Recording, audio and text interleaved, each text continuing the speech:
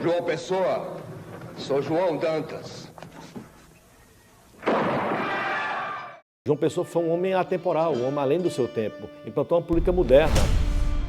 Ambos os lados são culpados e ambos os lados têm suas razões. E a pessoa que estava em destaque no norte, entre aspas, né, era exatamente João Pessoa. Sempre foi enérgico, sempre foi determinado. Porque João Pessoa vivo não tinha nenhuma importância, ele tinha sido derrotado.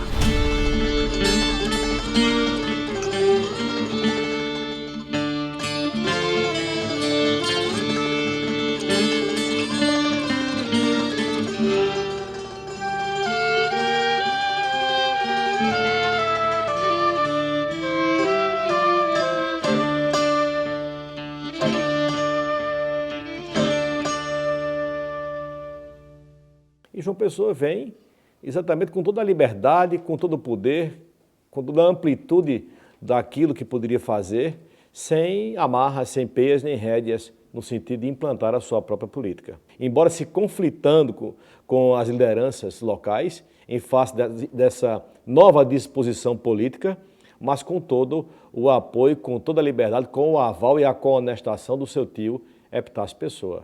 Foi nessa casa, numa fazenda no município de Umbuzeiro, que João Pessoa Cavalcante de Albuquerque nasceu em 24 de janeiro de 1878. Sempre foi enérgico, sempre foi determinado. Formado em Direito no Recife, ocupou os cargos de Auditor-Geral da Marinha e Ministro do Superior Tribunal Militar. Quem levou ele para o Rio de Janeiro foi o Epitácio.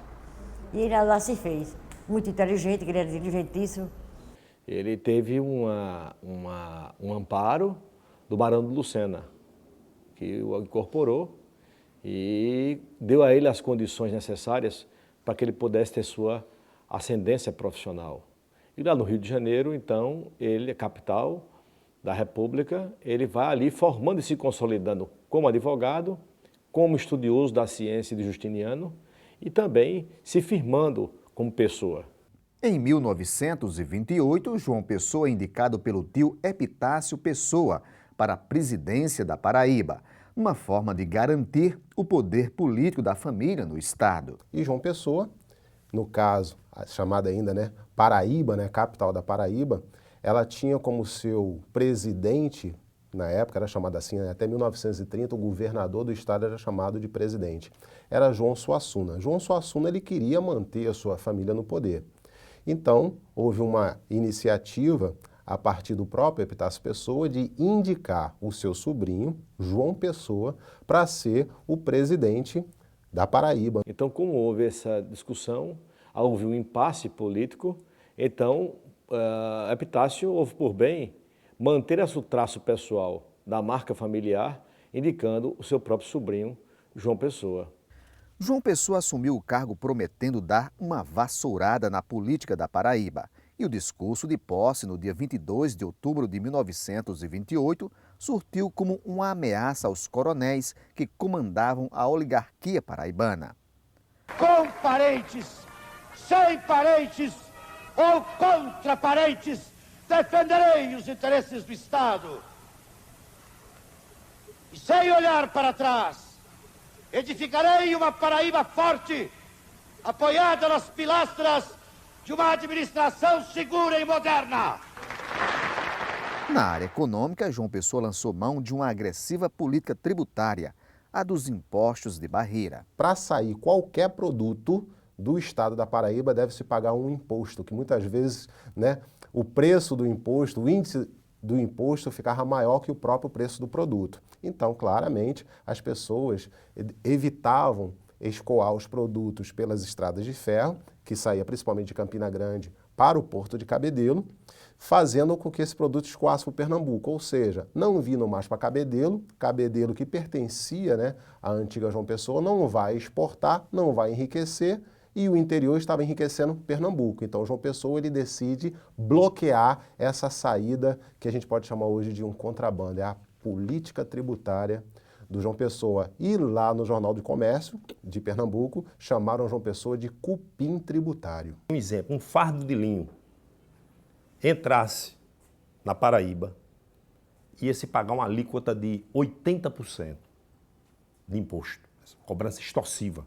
Esse mesmo fardo de linho, se chegasse através do Porto de Cabedelo, pagava apenas 5%. Isso criou um caos, porque muitas empresas aqui instaladas na Paraíba eram originárias de Pernambuco e do Ceará. O comércio aqui todo era gerido por esse pessoal, do Ceará e Pernambuco. E com a alíquota elevada estabelecida pelo governo João Pessoa, isso fez o quê? Isso fez com que o preço do produto aumentasse. João Pessoa teve menos de 2 anos de governo. Entre as principais ações dele estão o equilíbrio financeiro do Estado e, na capital, a abertura da Avenida Epitácio Pessoa, reforma no Palácio da Redenção e a construção do Pavilhão do Chá. João Pessoa foi um homem atemporal, um homem além do seu tempo. Implantou uma política moderna de estruturação do Estado, preparando o Estado para os governos subsequentes. Quando João Pessoa governou a Paraíba, 21 meses, aproximadamente. 21 meses. Aí você tem que subtrair o período da Guerra de Princesa e o período que ele entrou em campanha para vice-presidente da República. Então, dos 21 meses, quando você tira esses dois tempos, isso fica reduzido a 14 meses de administração. Então, não havia como ele ou qualquer um outro, em 14, 15 meses, fazer uma excelente administração. Fez alguma coisa assim, mas não é essa excelente administração, porque quando começa a Guerra de Princesa, o erário afundou.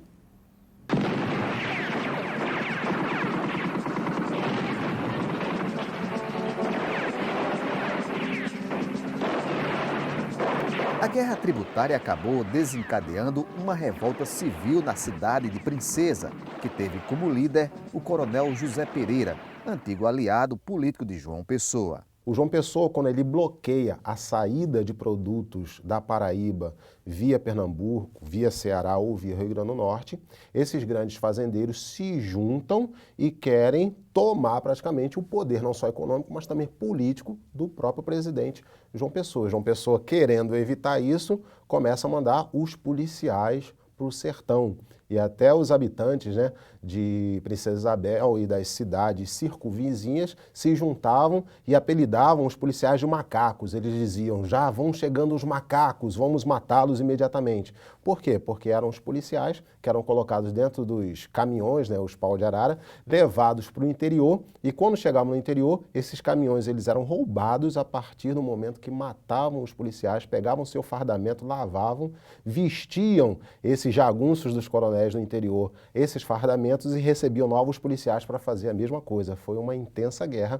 José Pereira, inconformado, ele entra num processo de sublevação e há um confronto com João Pessoa, com o apoio do governo federal, porque João Pessoa, nesse momento dessa eclosão, ele estava como vice-presidente na chapa oposicionista a Júlio Prestes, que era o candidato do presidente da República, o Washington Luiz, e se associa a Getúlio Vargas, numa chapa para vice-presidente, e o governo federal, então, apoia José Pereira e também os Pessoa de Queiroz, que eram os familiares aqui de Pernambuco, primos, também pernambucanos, mas que apoiavam o Washington Luiz. De forma que José Pereira contava com recursos financeiros, com armas e com munições e com pessoas. Zé Pereira venceu praticamente 90% das batalhas e ninguém invadiu Princesa. Inclusive, a maior chacina foi no território de Alga Branca. Em Alga Branca morreram mais de 70 militares, entre civis e militares, do grupo de João Pessoa. Zé Pereira teve 3 baixas. No cenário nacional, a 5 meses da eleição para presidente e vice-presidente da República, surge a chapa oposicionista contra Júlio Prestes, formada pelos candidatos Getúlio Vargas e João Pessoa, na recém-criada Aliança Liberal.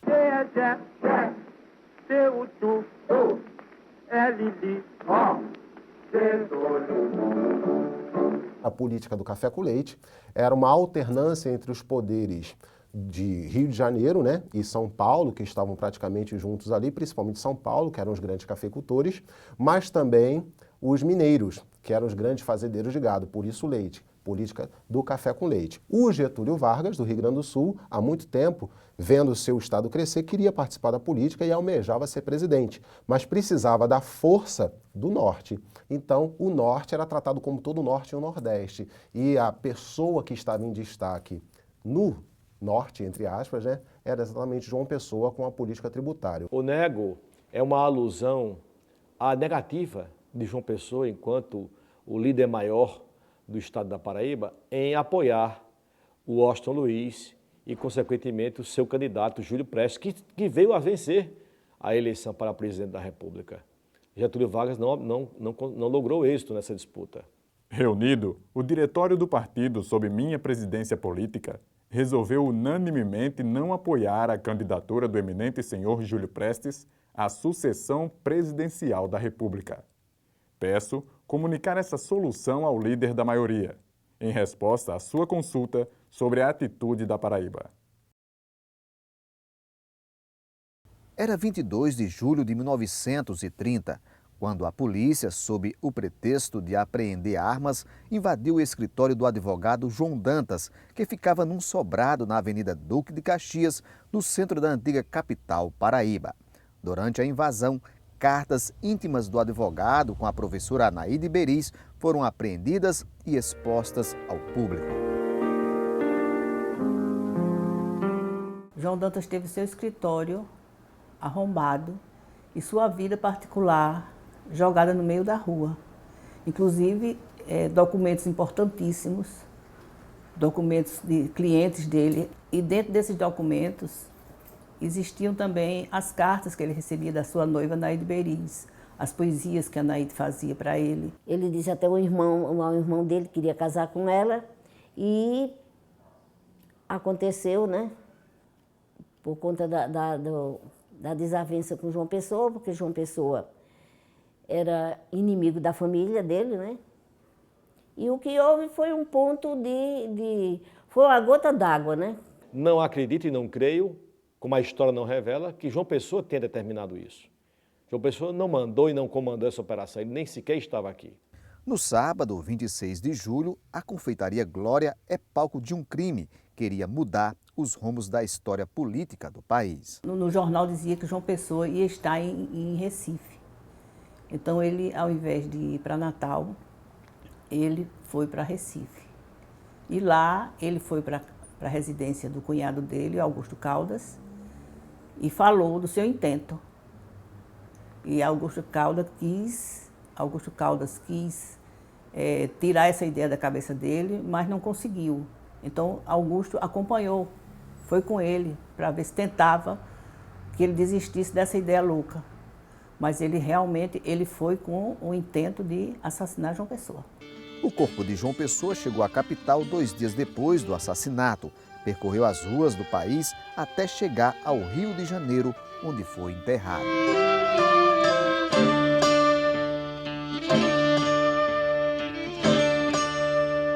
Um grande evento é aproveitado por Getúlio Vargas, que foi o assassinato de João Pessoa por João Dantas. Getúlio Vargas, sabendo disso, transforma literalmente João Pessoa em um ícone, um mártir, tanto é que pega o corpo dele, bota no caixão, bota a bandeira em cima do caixão e desfila por todas as capitais litorâneas até chegar no Rio de Janeiro. Chegando no Rio de Janeiro, nem preciso foi apontar a arma diretamente para o presidente da época, que era o Washington Luiz. O Washington Luiz passou a faixa presidencial para o próprio Getúlio Vargas. João Pessoa foi transformado num estandarte. E aí o corpo, aí a importância de João Pessoa não é João Pessoa, é o cadáver. A importância não está em João Pessoa. O povo da Paraíba tem que ter, está no cadáver. Faltava esse elemento, o cadáver. Então, com o cadáver, os militares que já estavam, a pólvora já corria solta nos quartéis, aí os militares e os políticos, na tribuna, acendeu a chama. Aí fez o movimento em 30. Porque João Pessoa vivo não tinha nenhuma importância, ele tinha sido derrotado. A sociedade entrou num processo de revolta, num processo de inconformação, de indignação. Houve uma manifestação em que as forças federais elas se agruparam aqui na capital paraibana, tomando como referência principalmente o 22º Batalhão dos Caçadores, que era organizado no que a gente chama hoje de 15º Batalhão, que é o Vidal de Negreiros, e ali houveram alguns eventos, dentre os quais a culminância em 1932 da Revolução Constitucionalista, que teve uma grande participação também lá em São Paulo, e depois a culminância em 1935 com a Intentona Comunista, com personagens como o Juarez Távora, né, irmão do Joaquim Távora, que são cearenses, e conseguiram ajudar a Paraíba em movimentos de cunho democrático. Diante do clima, a Assembleia Legislativa, que na época funcionava no Teatro Santa Rosa, resolveu mudar o nome da capital de Paraíba para João Pessoa. A bandeira também foi mudada, recebendo as cores preto de luto e vermelho de sangue, com o nego do político morto. O algoz do presidente, o advogado João Dantas, foi preso na casa de detenção do Recife, onde no dia 6 de outubro de 1930 foi encontrado morto junto com o cunhado dele, Augusto Caldas. Na versão oficial, Dantas teria assassinado o parente e depois se matado. Depois que o assassinato foi cometido contra João Dantas e contra Augusto Caldas, essa fotografia foi tirada, ele fez essa fotografia e escondeu. E depois os policiais, as pessoas comandadas pela tropa de João Pessoa, desmancharam a cena do crime e fizeram toda a lavagem e montaram a cena como que fosse um suicídio. Passados 85 anos, ainda se traz à baila essa polêmica. É difícil dizer isso, porque quando houve a morte de João Pessoa, evidentemente que as pessoas que estavam umbilicalmente ligadas a esse movimento devem ter tido retaliações. No dia 22 do mesmo mês, a professora Naide Beriz também é encontrada morta por envenenamento. Ela não tinha lucidez, assim, controle emocional suficiente para encarar, sabe, o turbulento movimento de 1930. Quem fosse aliado dos Dantas fatalmente seria perseguido. Ela sempre teve esse lado trágico. Eu tenho uma folhinha de uma carta de João Dantas em que ele fala que ela mostrou a ele um vidrinho de um comprimido de veneno e que ele disse que ela não fizesse aquilo, até com palavras muito bonitas, que eu não recordo agora. E também ela mostrou a mãe dela. A mãe dela, minha filha, bota isso fora. Quer dizer, ela tinha um lado trágico, né?